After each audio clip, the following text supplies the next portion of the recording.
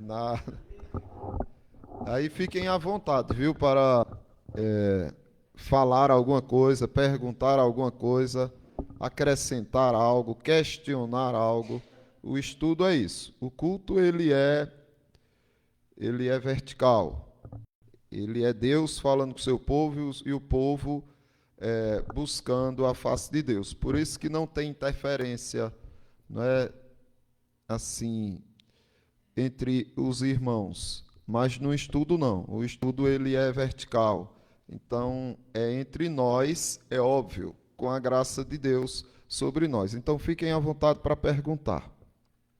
Nós estamos estudando a lei de Deus, não é? Qual é a essência dos 4 mandamentos que contém o nosso dever para com Deus. Os primeiros 4, não é? Jesus Cristo resumiu na essência os 4 primeiros mandamentos, que é a relação do homem com Deus. Ele resumiu da seguinte maneira. Ele disse no Evangelho segundo Marcos, capítulo 12, a partir do versículo 29. O Evangelho segundo Marcos 12, a partir do 29, ele diz: Jesus lhes houvera respondido bem, perguntou-lhe: qual é o principal dos mandamentos? Respondeu Jesus: o principal é: ouve, ó Israel, o Senhor, nosso Deus, é o único Senhor. Amarás, pois, o Senhor teu Deus de todo o teu coração, de toda a tua alma, de todo o teu entendimento e de toda a tua força. Então, essa é a essência dos 4 primeiros mandamentos. Aí depois nós vamos ver o que diz respeito na relação entre os homens, não é? O semelhante. Que ele diz, o segundo é: amarás o teu próximo como a ti mesmo. E aí Jesus diz, não há outro mandamento maior do que estes. Então nós vimos já o que é amar a Deus de todo o coração, estamos vendo o que seria amar a Deus de toda a alma. E semana passada nós vimos o texto lá de Efésios 1, deixando bem claro que você só ama a Deus de toda a alma porque a tua alma foi ressuscitada. Ele vos deu vida, estando vós mortos em delitos e pecados. Mas ele não está falando do físico, do material, do que é temporal. Ele está falando da alma. Ele vos deu vida. É óbvio, você antes de crer em Cristo, você estava vivo. Andando, comendo, conversando, trabalhando, construindo, vivendo sua vida. Porém, a sua alma estava morta em delitos e pecados. Aí ele diz, olha, ele vos deu vida. Aí Jesus Cristo diz, amarás o Senhor teu Deus de toda a tua alma. Só pode amar de toda a alma quem recebeu essa vida. Quem foi ressuscitado na sua alma para com Deus, não é? Que passa a ter a nova vida. Veja o que diz Romanos, capítulo 12, a epístola de Paulo aos Romanos, capítulo 12, o versículo 1 e 2 diz assim: rogo-vos, pois, irmãos, pelas misericórdias de Deus, que apresenteis o vosso corpo por sacrifício vivo, santo e agradável a Deus, que é o vosso culto racional. Então veja o que o apóstolo Paulo está chamando aos crentes para que eles tenham esse despertar. Ele diz que nós precisamos apresentar o nosso corpo a Deus, a nossa vida, como sacrifício vivo, mas só é possível porque você tem agora uma mente renovada, porque você foi ressuscitado, porque você tem uma alma que agora pode se interessar por Deus, uma alma que recebeu vida. Aí você pode sim, através de sua alma, oferecer tudo que você é e tudo que você tem a Deus, não é? E aí seria o seu culto racional, não só o culto na igreja, como a sua vida sendo um culto racional a Deus. E não vos conformeis com este século, mas transformai-vos pela renovação da vossa mente, Aí é amar a Deus com todo o entendimento, não é? Mas observe que você só pode porque você tem uma alma renovada, né? Uma alma ressuscitada. Para que experimenteis qual seja a boa, agradável e perfeita vontade de Deus. É impossível amar a Deus sem amar os seus mandamentos. Não tem como. Então, como é que você vai experimentar a boa, agradável e perfeita vontade de Deus, a lei de Deus, a palavra de Deus? Como é que você vai experimentar? Se você não se conformar com esse século, mas se você aproveitar o poder que você recebeu, no sentido de que hoje você pode responder a Deus de forma positiva, porque você tem uma alma viva, você usar esse poder da vida para dar respostas a Deus e, a partir daí, você amar os mandamentos dele, amar a palavra dele. Amando a palavra dele, você ama ele, é óbvio. Jesus Cristo corrigiu muitas pessoas, né? Pega o microfone aí, entrega. Tem dois, né? Pode falar, irmão. É porque ele nos deixou, depois que nós somos transformados, a gente tem que ter a consciência, como Paulo diz, que somos feituras suas, criados em Cristo Jesus para boas obras, a qual Deus deixou para que andássemos nelas. Justamente. Porque depois da transformação, a gente tem que ter a consciência que a gente tem que deixar tudo que era para trás para viver uma nova vida em Cristo Jesus. Justamente. E é disso que Paulo está falando aqui. Se sua alma ressuscitou, se você é vivo, quando você for confrontado, você vai responder positivamente. Você vai querer fazer. É o que Paulo está dizendo. Olha, não se conformem. Por quê? Porque a nossa tendência, por estarmos ainda na carne, é se inclinar para o conforto, para se conformar, para se acomodar, sabe? E não é isso que nós temos que fazer. O Senhor Deus, Ele nos chamou para a gente confrontar, para a gente reagir contra tudo que for oposto à palavra dEle, tá certo? Aí vamos adiantando aqui. De incapaz a capaz, era assim. Você não tinha capacidade de amar a Deus, não tinha capacidade de responder a Deus, mas aí depois você passou a ter essa capacidade. E como foi que isso aconteceu? Veja, a chave reformada é esta, a capacidade restaurada. Aqui está o ponto mais importante. Deus, Ele restaurou a sua capacidade. Primeiro você perdeu em Adão. Adão tinha essa capacidade. É tanto que ele tinha um momento do culto com Deus, ele e Eva.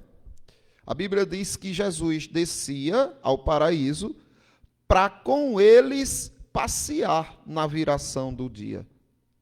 Conversar, até ali o momento de culto. Mas aí, um certo dia, quando Jesus Cristo desce para passear com eles, cadê eles? Escondidos. Por quê? Desobedeceram. E aí morreram, a alma morreu. E, consequentemente, depois o corpo. Né? Abel foi o primeiro morto. Mas, assim, de pessoas, não é? Porque pode ser que Deus tenha sacrificado ainda no jardim um animal para cobrir as vergonhas de Adão e Eva por causa do pecado, que eles queriam cobrir com plantas, Deus não aceitou. Como quem diz assim, não, o que vocês fizeram, só através da morte pode ser ressarcido, né? Corrigido. E aí, cobriu eles com pele de animal. Mas o ponto é que Deus, depois que Adão perdeu essa capacidade, a alma morta, Deus restaura essa capacidade, nos dando vida em Cristo. O mandamento é o mesmo. Sempre foi o mesmo. Amar a Deus com toda a alma. Está lá, é assim.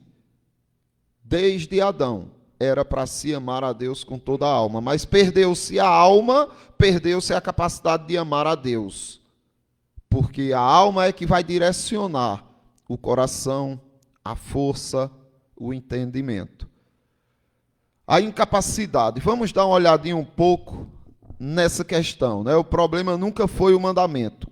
O problema sempre foi e é a incapacidade humana. O mandamento é bom, só que os homens perderam a capacidade de querer o que é bom e buscaram o que é mal, não é?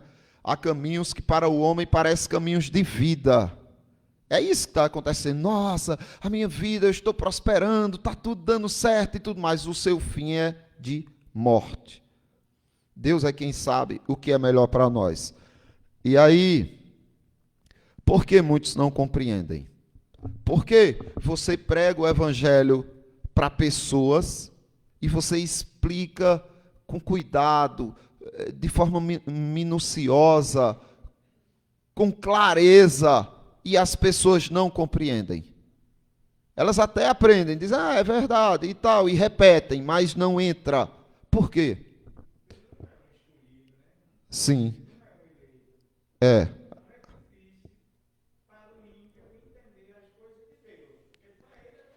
É impossível, não é? Veja só o que Paulo revela na segunda epístola aos Coríntios, capítulo 4, a partir do versículo 3. Ele diz assim: mas, se o nosso evangelho ainda está encoberto, ainda não foi descoberto, ele ainda está encoberto, é para os que se perdem que está encoberto. Não é isso que o irmão Lourivaldo falou. Está encoberto. Para todos? Não. Para quem vai se perder. É para os que se perdem que o evangelho está encoberto. Por que está encoberto? Porque quando eles resolveram acreditar, nós, né, resolvemos acreditar na serpente, no diabo, em detrimento à ordem de Deus, trocamos a confiança na palavra de Deus pela sedução do diabo, aí nós perdemos agora a capacidade de enxergar a clareza do evangelho, a verdade de Deus. Perdemos essa capacidade. Aí veja, ainda hoje, o que Satanás fez lá com Adão e Eva, ainda hoje ele vem fazendo, nos quais o Deus deste século, no caso Satanás, cegou o entendimento dos incrédulos. Para que ele cegou o entendimento dos incrédulos? Porque os incrédulos pertencem a ele agora. Não é? Deus é dono de tudo. Mas, no sentido mais natural, falando assim, do que nós observamos na Bíblia, é que Deus entregou ao diabo os incrédulos. E o diabo tem um certo poder sobre eles, até onde Deus permite. Aí diz, olha, o Deus desse século cegou o entendimento dos incrédulos. Eles não conseguem, porque tem alguém cegando eles, que é o diabo. Mas para que o diabo cegou eles? Isso. Para que não lhes resplandeça a luz do evangelho, da glória de Cristo. Então eles não conseguem ver. Aí você prega, você explica, você mostra, você faz de tudo e eles não conseguem compreender. É o diabo cegando eles, porque eles pertencem ao diabo. E o diabo pertence a eles. O qual é a imagem de Deus, ou seja, a glória de Cristo, não é o evangelho da glória de Cristo, é a imagem de Deus. Aí Paulo diz assim: porque não nos pregamos a nós mesmos, mas a Cristo Jesus como Senhor e a nós mesmos como os vossos servos, por amor de Jesus. Veja, Paulo está dizendo, a gente não prega homens, a gente prega a verdade, a gente fala de Jesus, mas para uns é encoberto, e para outros é claro. Não é? Mas por quê? Para outros é claro.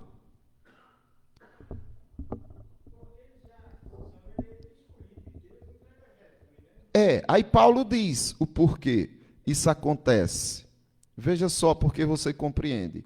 Ele continua e ele diz assim: porque Deus que disse, das trevas resplandeça a luz, Ele mesmo resplandeceu em nosso coração, para a iluminação do conhecimento da glória de Deus na face de Cristo. Olha onde está o segredo. Na palavra de Deus. O mesmo poder, diziam os puritanos, que Deus usou para dizer, haja luz, e houve luz no início. Ele disse, haja luz no teu coração de trevas, e houve luz. É isso que Deus está fazendo. Por isso que hoje você crê no Evangelho. Não é porque você é forte, porque você é intelectual, porque você compreende, porque você exercitou a fé. Não tem nada a ver com você. Só tem a ver com Deus. De olhar para você e dizer, das trevas desse coração, haja luz. E aí, ele resplandeceu em nosso coração para a iluminação do conhecimento da glória de Deus na face de Cristo. Veja que coisa incrível. Aí a gente não tem do que se gabar, não tem do que se gloriar. Muita gente fica irritado com isso. Porque para um homem natural, realmente, alguma glorinha tem que ficar. Qualquer coisinha que ele diga, eu também. Mas com Deus não tem mais isso. Na verdade, o que o homem pode olhar e ver o que ele fez no processo da salvação foi só pecar. Agora, porque muitos não compreendem, aí Jesus também diretamente vai falar. Na verdade, eu coloquei primeiro a pergunta, depois eu vou mostrar a resposta. Então, Jesus Cristo perguntou para uma grande multidão que estava lá, doutores da lei, fariseus, pessoas que estavam reprovando ele, testando ele, provocando ele. Jesus Cristo faz uma pergunta para eles. Veja qual foi a pergunta. Qual é a razão? Por que não compreendeis a minha linguagem? Jesus Cristo sabia, mas Jesus Cristo estava querendo que eles pensassem.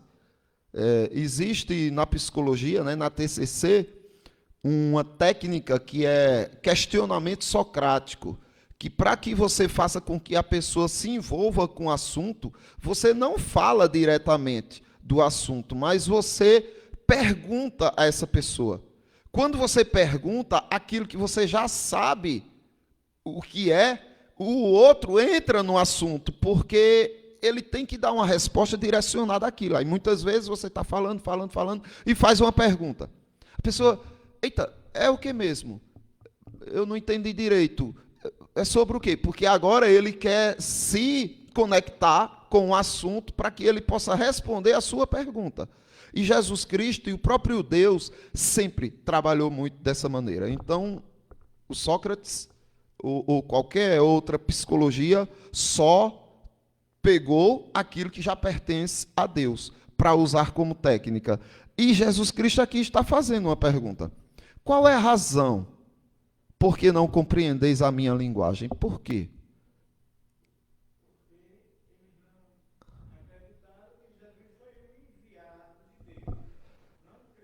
Sim, por que eles não creram? É isso que Jesus Cristo está perguntando. Por que vocês não creem? Por que vocês não compreendem a minha linguagem? Não creem no que eu falo? Por quê?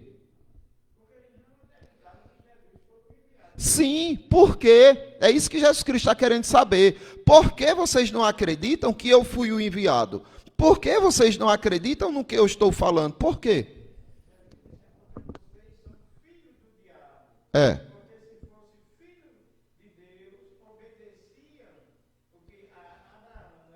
É.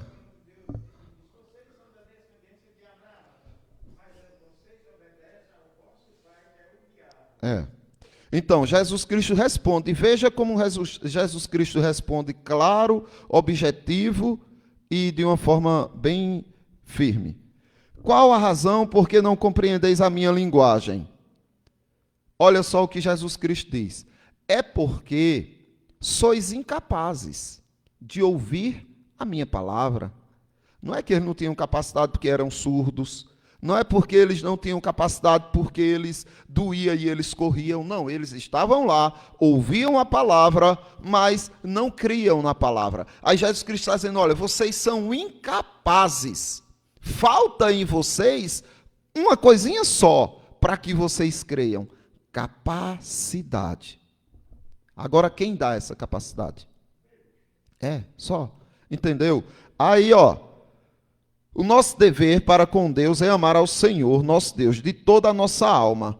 Agora veja o porquê eles não amavam a Jesus de toda a alma. Aí o texto que o presbítero Lorivaldo falou, versículo 44 do Evangelho de João, capítulo 8. Vós sois do diabo. Aí voltamos para o texto de Paulo. O Deus desse século cegou o entendimento dos incrédulos. Por quê? Porque eles são do diabo, que é vosso pai, e quereis satisfazer-lhes os desejos. Então, o propósito do incrédulo é satisfazer o desejo do diabo. Até o ateu que não crê em Deus nem no diabo, ele está exercendo o propósito de satisfazer o pai dele, de agradar ao pai dele, mesmo de forma inconsciente.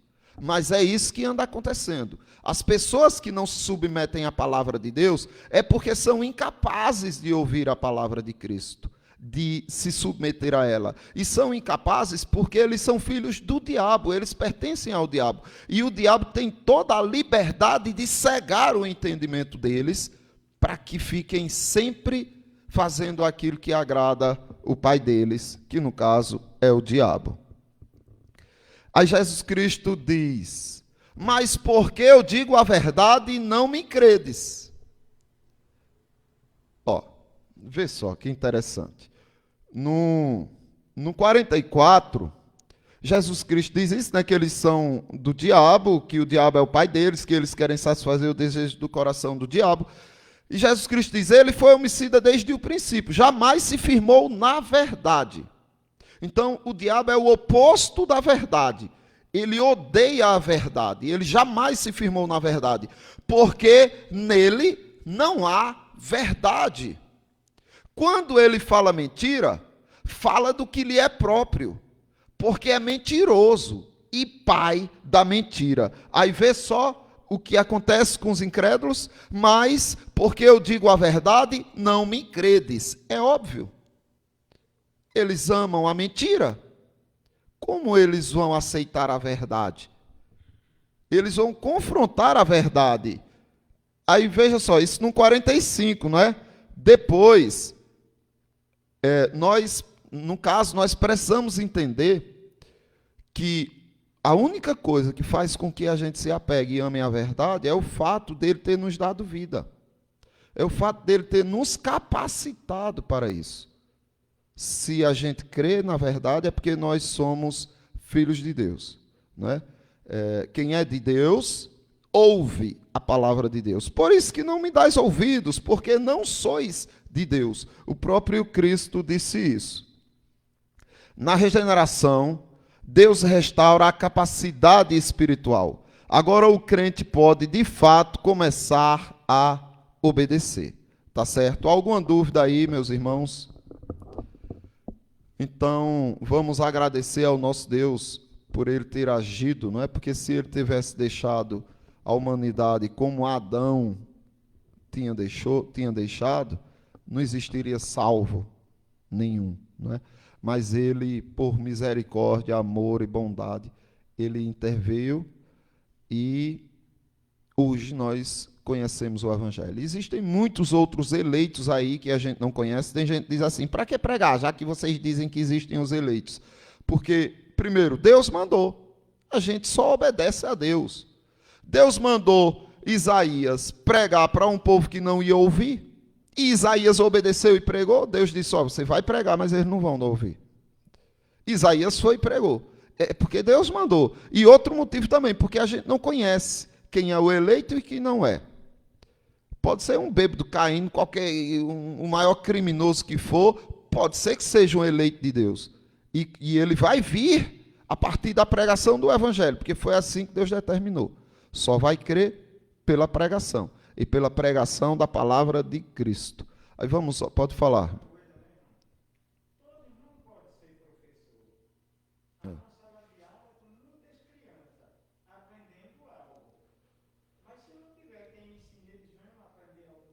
Então,